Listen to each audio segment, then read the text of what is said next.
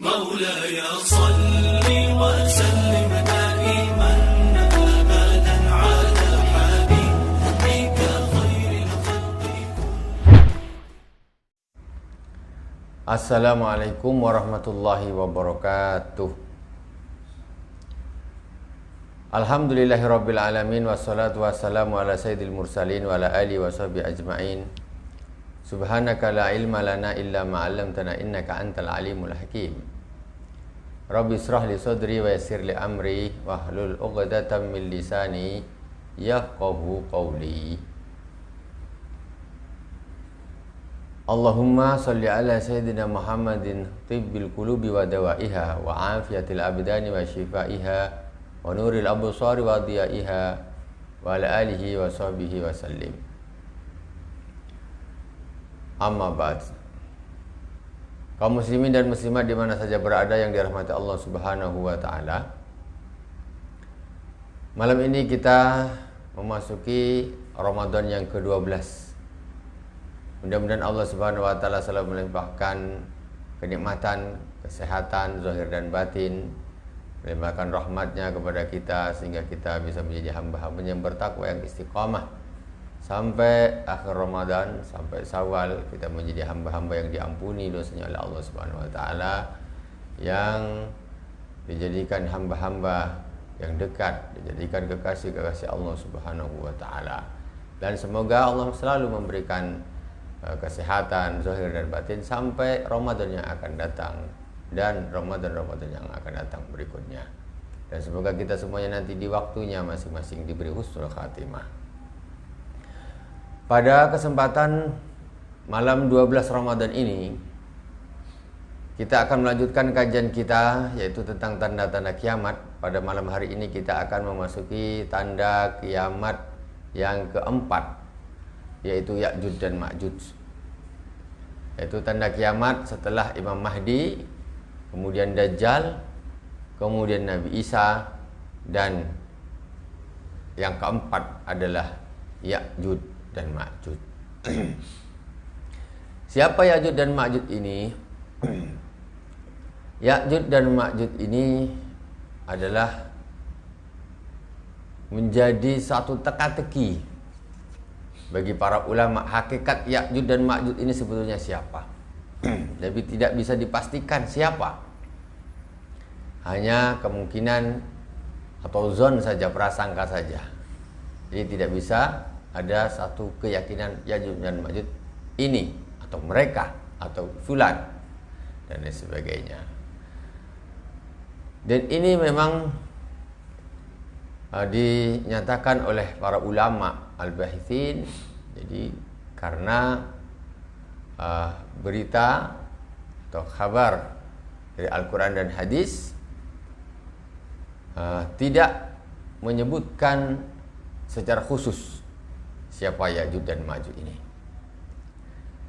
Berawal dari Al-Quran, surat Al-Anbiya ayat 96. A'udzu billahi minasyaitonir rajim. Bismillahirrahmanirrahim. Hatta idza futiyat Ya'juj wa Ma'juj wa hum min kulli hadabi yansilun.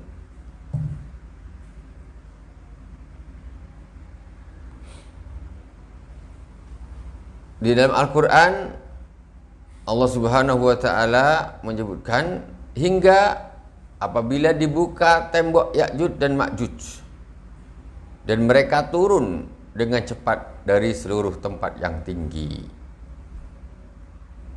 Waqtarabal wa'dul haqqu fa idza hiya sakhisatu absaril ladzina kafaru ya wailana qad kunna fi ghaflatin min hadza bal kunna zalimin. Maka tiba-tiba terbelalalah mata orang-orang kafir. Mereka berkata, aduhai, celakalah kami, sesungguhnya kami adalah dalam kelalaian tentang ini. Bahkan kami adalah orang-orang yang zalim. Jadi keluarnya Ya'juj dan Ma'juj ini adalah merupakan satu tanda-tanda kiamat. Begitu dia keluar, mereka keluar, maka berarti kiamat justru tambah dekat. Sampai orang-orang kafir pun meraya, celakalah kami ini orang-orang yang lalai. Karena Ya'juj dan Ma'juj ini adalah merupakan satu ancaman sekaligus tanda-tanda kiamat sebentar lagi akan datang. Kemudian juga disebutkan asal muasal tembok. Yang dimaksud dengan tembok itu tadi tembok apa? Tembok itu adalah tembok yang dibangun oleh Zulkarnain, sebagaimana disebutkan di dalam surat Al-Kahfi. Disebutkan surat Al-Kahfi, a'udzubillahi minasyaitonirrajim, summa adba sababa hatta idza balagha baina saddaini wajada min duni maqaman la yakaduna yafqahuna qawla qalu ya dzal qarnaini inna ya'juj wa ma'juj mufsiduna fil ardi fahal naj'alu laka kharajan ala an taj'ala bainana wa bainahum sadda qala ma makkanni fihi rabbi khairun fa'inuni biquwwatin aj'al bainakum wa bainahum radma atuni zubaral hadid hatta idza sawa baina sadafaini qala anfukhu hatta idza jalahu naran qala atuni ufriq alayhi qitra famasta'u an yadharu wa mastata'u lahu naqba qala hadha rahmatun min rabbi fa idza jaa wa'du rabbi ja'alahu dakka wa kana wa'du rabbi haqqan wa tarakna ba'dahum yawma idhin yamuju fi badin wa nufikha fis suri fajama'nahum jam'a. Kemudian yakni Zulkarnain, jadi ini kisah Ya'juj dan Ma'juj di waktu Zulkarnain. Jadi Ya'juj dan Ma'juj itu dulu ada di zaman Zulkarnain. Jadi ini ceritanya di dalam surat Al-Kahfi. Kemudian Zulkarnain menempuh suatu jalan. Jadi Zulkarnain ini kan berlari ke penjuru dunia, menguasai penjuru dunia. Kemudian dia menempuh suatu jalan hingga apabila ia telah sampai di antara dua buah gunung, dia mendapati di hadapan kedua bukit itu suatu kaum yang hampir tidak mengerti pembicaraan, tak paham. Ngomong tidak paham bicaranya Zulkarnain. Nggak paham, berarti bukan apa misalnya satu suku yang tidak sama seperti Zulkarnain. Mereka berkata, hai Zulkarnain, sesungguhnya Ya'juj dan Ma'juj itu orang-orang yang membuat kerusakan di muka bumi. Maka dapatkah kami memberikan sesuatu pembayaran kepadamu supaya kamu membuat dinding antara kami dan mereka. Jadi Zulkarnain ketemu suatu kaum yang minta tolong kepada Zulkarnain, tolonglah, itu ada Ya'juj dan Ma'juj, dia itu tukang membuat kerusakan, tolong bikin tembok antara kami dengan mereka biar mereka itu tidak membinasakan kami. Nah, jadi kaum tersebut itu meminta tolong kepada Zulkarnain. Zulkarnain berkata, apa yang telah dikuasakan oleh Tuhanku kepadaku terhadapnya adalah lebih baik, maka tolonglah aku dengan kekuatan, yaitu dibantu dengan manusia, dibantu dengan atau dengan alat-alat, agar aku membuatkan dinding antara kamu dan mereka. Berilah aku potongan-potongan besi, hingga apabila besi itu telah sama rata dengan kedua puncak gunung itu, berkata Zulkarnain, tiuplah api itu, hingga apabila besi itu sudah menjadi merah seperti api.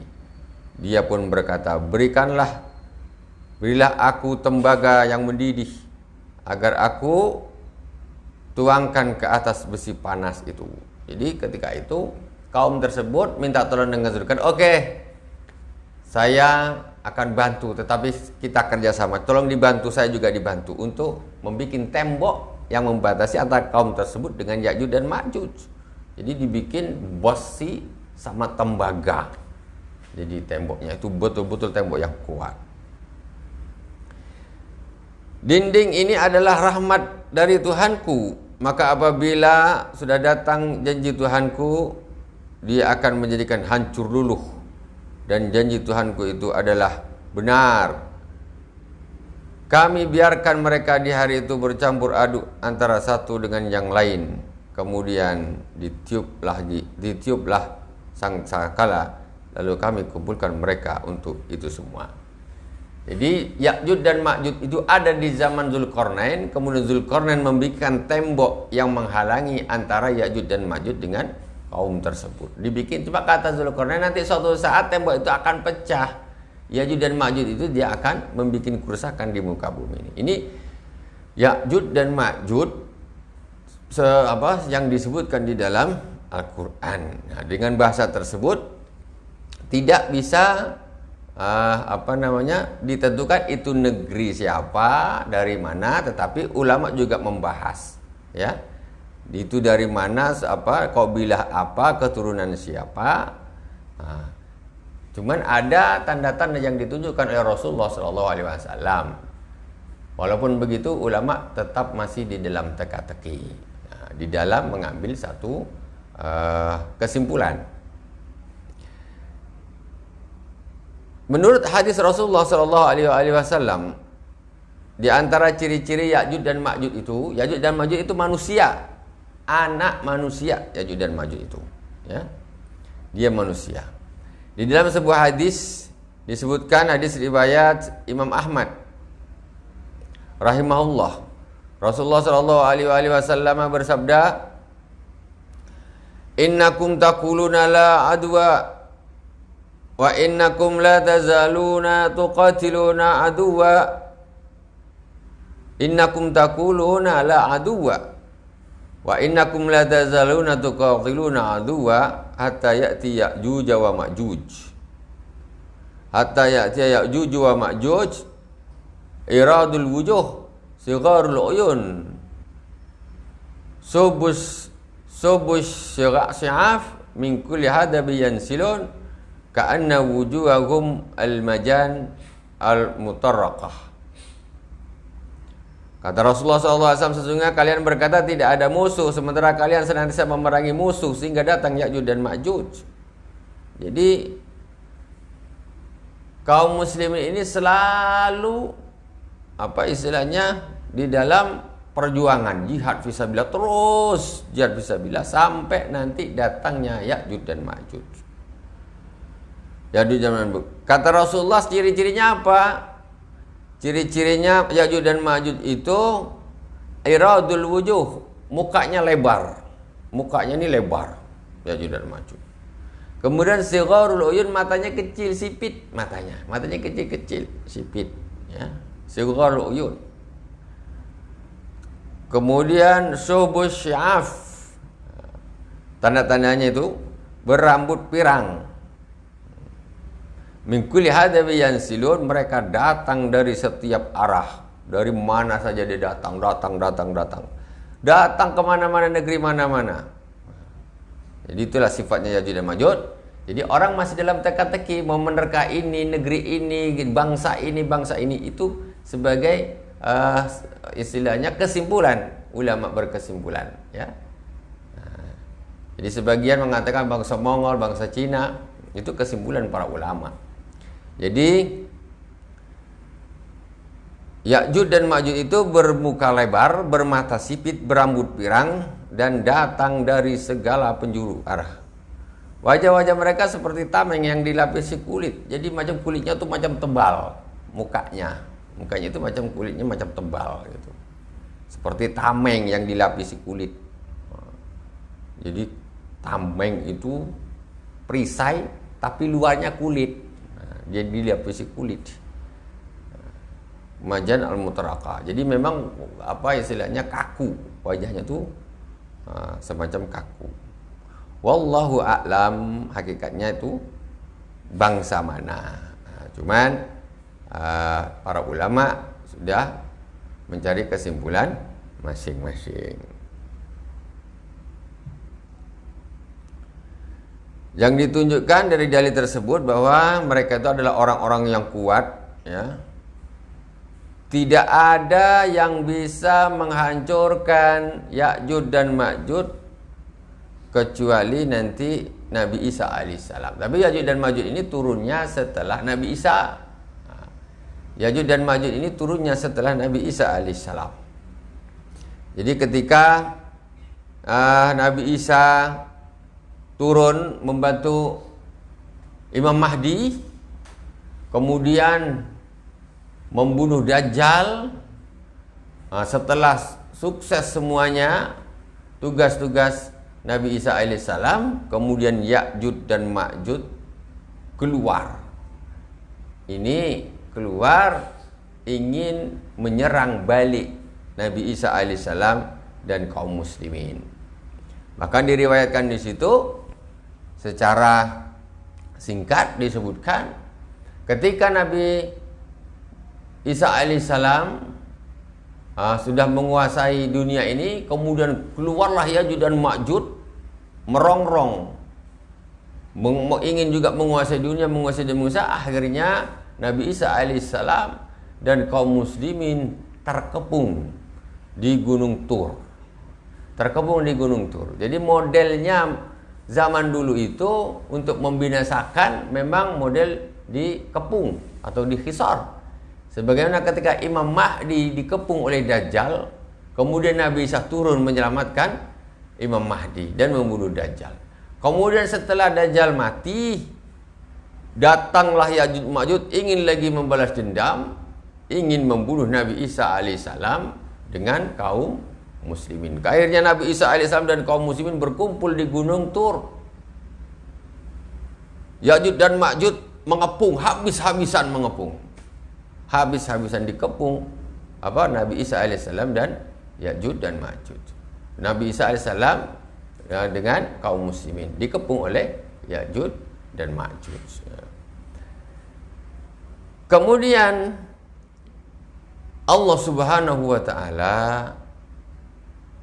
mengutuskan tentara, yaitu wabah yang tidak tampak.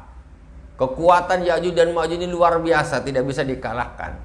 Tetapi dia dikalahkan oleh wabah penyakit. Akhirnya Allah Subhanahu wa taala ketika Nabi Isa dan kaum muslimin dikepung di Gunung Tur, Ya'juj dan Ma'juj jumlahnya begitu banyak, luar biasa. Tinggal nunggu hancurnya istilahnya secara teori. Tetapi Allah Subhanahu wa taala menyelamatkan Nabi Isa dan kaum muslimin dengan mengutus wabah penyakit untuk menghancurkan Ya'juj dan Ma'juj. Akhirnya binasalah Ya'juj dan Ma'juj oleh tentaranya Allah Subhanahu wa taala, yaitu berupa penyakit. Ya, kalau kita lihat semacam sekarang ini ada namanya virus corona, itu hanya sebagai contoh saja. Dan mungkin wallahu subhanahu wa ta'ala kalau itu memang adalah rekayasa atau dibikin, wa makaru wa makarallahu wallahu khairul makirin. Mereka membikin satu makar, maka Allah juga akan membikin makar untuk mereka. Sungguhnya Allah ini sebagus-bagus pembikin makar. Kalau mereka umpamanya virus ini wallahu subhanahu wa ta'ala diciptakan ya untuk membinasakan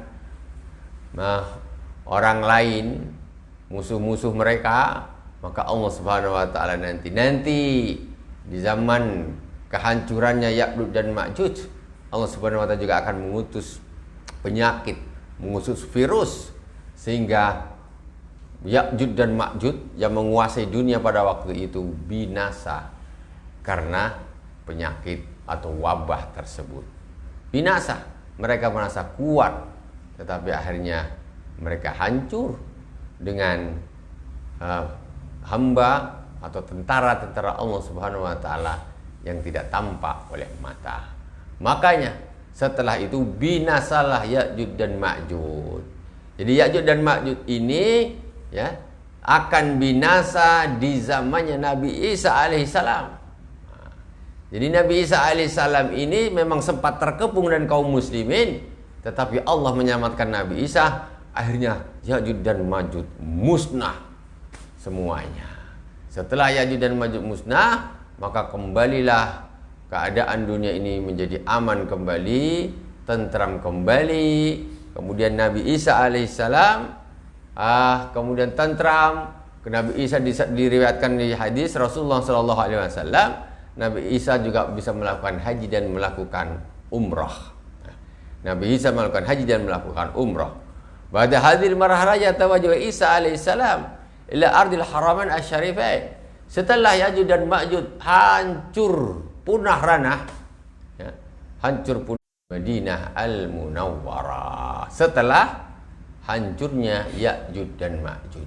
Jadi Ya'juj dan Ma'juj hancur, keamanan tercipta kembali, Islam pesat kembali, Nabi Isa dan Madinah, sampai akhirnya Nabi Isa alaihissalam wafat di Madinah al-Munawwarah. Wa ila dzalika tusil jumlatul ahadits wa minha ma akhrajahu al-Hakim wa sahahahu rawahu Ibnu Asyakir.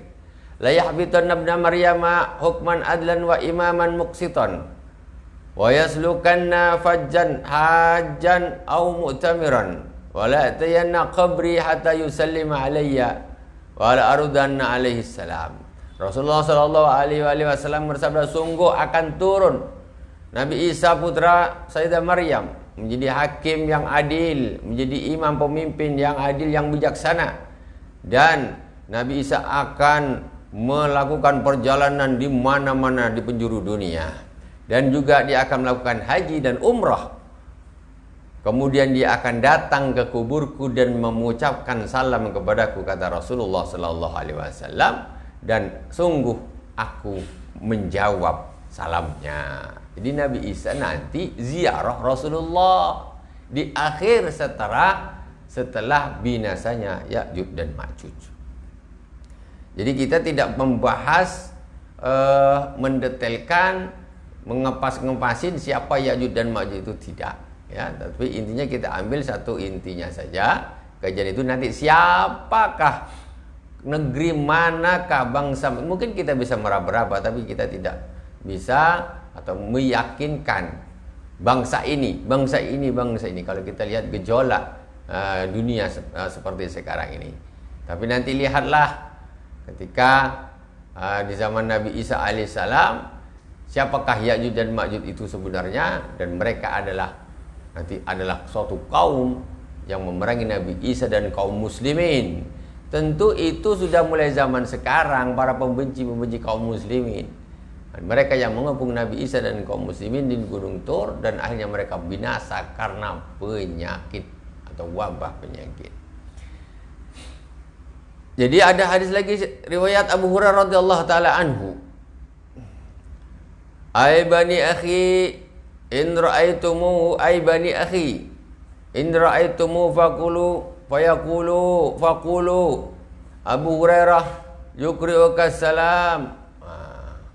Kemudian Abu Hurairah radhiyallahu taala anhu juga mengatakan, nanti kalau kalian melihatnya, tolonglah bilang Abu Hurairah kirim salam. Abu Hurairah tuh dia kan masih kirim salam dengan Nabi. Saya kata Abu Hurairah, tolong saudara-saudaraku, siapa nanti yang ketemu sama Nabi Isa, tolong bilang Abu Hurairah kirim salam.